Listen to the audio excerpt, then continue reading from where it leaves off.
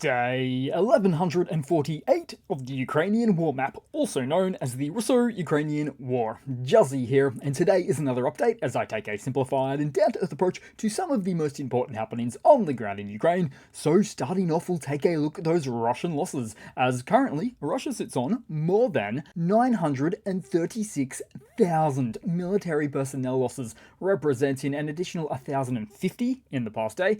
Then as for hardware, 9 tanks, 13 APVs, and 87 artillery. Then headed straight to the map because Ukrainian UAVs were active overnight near Novoshitinsk in the Rostov Oblast, where a Russian oil refinery is located. Air defense was reportedly active, but the Novoshitinsk refinery is no stranger to attacks because it's one of the closest, if not the closest, refinery to free Ukrainian lands, and at just a few miles away from occupied Luhansk territory. The outcome to the event is unknown, but given the lack of any further details found, it was almost certainly a recon drone scouting out the pathways, which invariably leads to follow-up strikes, whether that be hours or days later. Now, as far as Russian oil refinery sizes go, it doesn't even crack the top 20 in terms of annual output. Still, with a production capacity of 5.6 million tons per annum,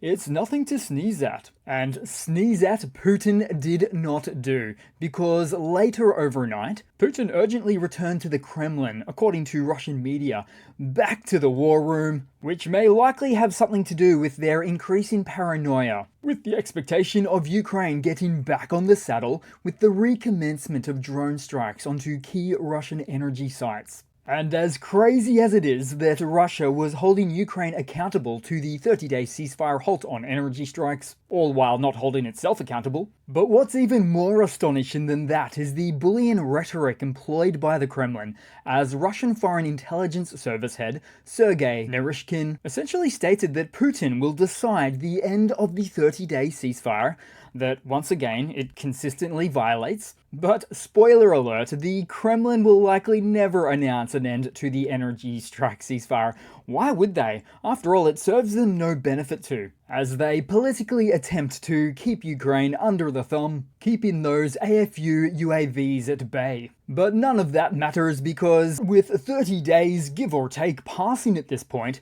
Ukraine's adherence to a quickly passing ceasefire now will start to see them care exponentially less about any of the geopolitical optics associated with the sending of their birds to strike at the heart of the Russian war machine. Then headed up the map to Russia's lesser-known Ivanovo Oblast, about 800 kilometers or 500 miles from Ukraine. The barracks of the 112th Missile Brigade in Shuya is on fire as a result of a drone strike. This incident is incredibly recent, happening just a short number of hours ago, and indeed bypassing multiple oblasts of non-existent air defenses. Then headed back down the map briefly to Belgorod, as a Russian army supply route in the region was noted with numerous transport vehicles destroyed by drones. According to the Russian source who published the video, the number of destroyed vehicles on this stretch of road has doubled since the footage was recorded, which happened in just one day. The vehicle seen in this video was also later destroyed. Then looking next door to Kursk, but happening earlier in the month, and only coming to light now as Ukrainian attack drones struck the repair base of Russia's 448th Missile Brigade, causing significant damage. Despite Russian claims at the time of shooting down 109 UAVs over Kursk, drones penetrated defenses, with some successfully targeting the location. A Russian soldier on Telegram lamented the lack of effective countermeasures, admitting the brigade suffered unprecedented losses. He also noted the irony of Ukrainian forces openly declaring their intent to strike the brigade, which Russian forces failed to take seriously. Isn't it marvelous how the Russian army repeatedly embodies the archetype of an individual entrenched in their own habits, incapable of much change at all? Then headed into the Ukrainian map because Ukrainian forces liberated positions near Vydrogenia, immediately south of Pokrovsk and along the railway line north of the village. Regaining these positions strengthens Ukraine's control over supply routes leading into Pokrovsk, because as you can see right there, the area liberated includes a train line smack bang in the middle of it, which happens to be a key feature on the map that Russian forces used to strategically concentrate their land capture efforts around. Then headed right next door, because combat operations of Ukraine's 425th Assault Regiment, Skala, were seen in the neighboring settlement of Peshana, and at a certain point in these engagements, one Ukrainian soldier meets 4 Russians, of which 3 are shot by the Ukrainian defender while being attacked from all sides, with support of other Ukrainian infantry and drone operators. Additionally, on the map, Ukrainian forces have regained control of part of Dnipro and pushed back Russian forces as they bolstered defenses in this contested Volnovakha district, and in doing so improved their tactical positions in 2 critical directions on this front.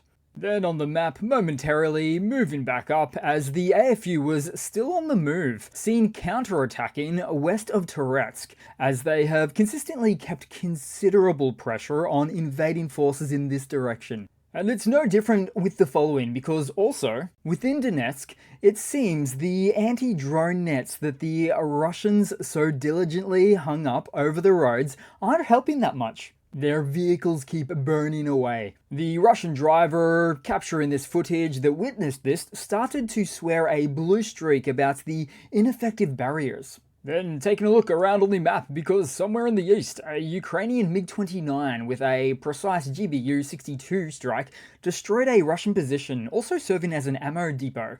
Then, also on the map, seen was one of the most heavily damaged or destroyed Russian Mulva SPGs ever seen. And really, one of only 6 or 7 others seen operational by the invading forces. According to the source, the event occurred in the south of the Russian Kursk, near the border to Ukraine. Now, as for these Mulvas, you could almost consider them a watered-down version of Ukraine's own locally produced Bodanas, as the Mulva has a lackluster range of 25 kilometers or about 15 miles for their artillery shells.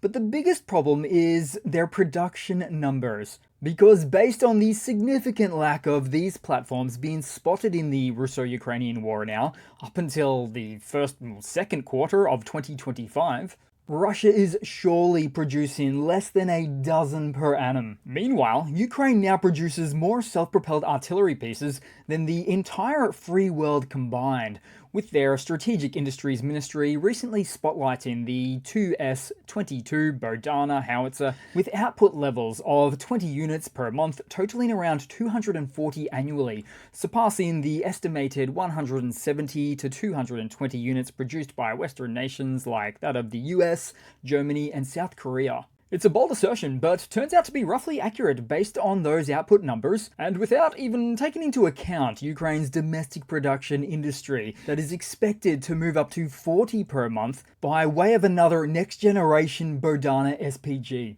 Then headed across to some news, because Russian intelligence chief Sergei Naryshkin has been escalating tensions this week by threatening NATO countries, while laying out Moscow's hardline peace terms, demanding Ukraine recognize Russia's illegal territorial annexations, adopt neutrality, and submit to demilitarization, leaving Ukraine virtually defenseless by stripping it of any meaningful defensive capability. And to push this type of requirement, one need not be a master strategist to discern Moscow's true intentions here. A disarmed Ukraine would present the perfect opportunity for Russia to complete its territorial conquest without meaningful resistance the moment any temporary peace agreement becomes inconvenient for them. Then adding to the diplomatic chaos, as US Special Envoy to Russia Steve Witkoff sparked criticism following his meeting with Putin by suggesting Ukraine should surrender 5 territories, quote-unquote, as part of a peace framework, even with some not fully occupied by Russian forces. Meanwhile, the Kremlin simultaneously undermined Witkoff's credibility by denying any peace framework had been discussed. Then, as part of further US-related news, because the diplomatic whiplash continued as the White House press secretary, Leavitt, suggested economic partnerships could incentivize Russia to end the war, contradicting the US State Department's firm stance that no agreements and no decisions would come before a ceasefire. Meanwhile, Russian officials singled out Poland and the frontline Baltic states as potential targets due to their high aggressiveness, referring to their defense buildup. As a result, it was noted that this creates a contradictory dynamic with President Trump's position, because Trump has been pushing European NATO members to increase their defense spending, which is exactly what these frontline states have been doing, with the irony here being that Russia is framing European efforts to shoulder more of their own defense burden, which Trump has repeatedly demanded, as being provocative and escalatory actions that justify Russian threats. It's always a diplomatic no-win situation with Russia, isn't it? Then, as for an update on the UK and France-led Coalition of the Willing News, a group of over 30 nations formed to support Ukraine with a multinational reassurance force to secure lasting peace, which had revealed some divisions during this somewhat recent Brussels Defence Ministers meeting. The UK and France strongly support the mission, while Italy and others hesitate, reluctant to deploy troops without US backing. Zelensky noted some progress on the security guarantees, but the EU's Kaja Kallas, the High Representative of Foreign Affairs, pointed to unclear mission goals, emphasizing opportunities to refine the mission objectives.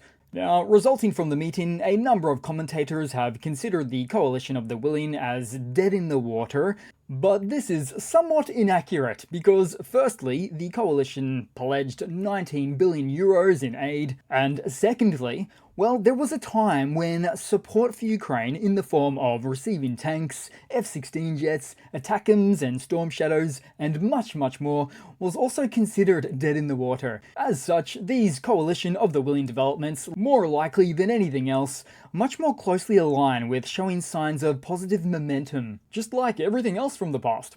Then headed across to another Russian military mobilization blunder, where in a chilling account, the wife of a Russian serviceman reveals the brutal reality of their military, as seen through the lens of her husband's unit. So before an assault, soldiers were told to leave the first aid kits behind, and not to bother because no one will come back for them anyway. Russian command instructed them to save their last round to finish themselves off if wounded, because command doesn't want any 300s, which stands for wounded in action in the Russian army. The wife, horrified, questions the morality of an army that tells its soldiers to finish off their own. It's a disturbing account that highlights a harsh reality within Russian military ranks, prioritizing manpower over soldier welfare and revealing a callous disregard for life. Then headed to something a little bit lighter to round off the video today, guys, because in this partial funny, Russian news outlet RIA Novosti just showed a piece on Russian drones supposedly operated from out of Moscow, which would, technically speaking, make their city center a legitimate target, according to Russia's own way of thinking, often expressed in the past. And it's far from the most professional of military settings, look at that. And though not the lightest of funnies, the more that I think about it now, but the amount of times in this war that you can use Russia's own convoluted narratives against themselves is just remarkable. So that's it for today, guys. Thanks again for watching. Please continue to like, comment, subscribe. Thanks once again for the support. I do notice it and very grateful for it as well. And I do hope to see all of you guys there in the next one. Cheers.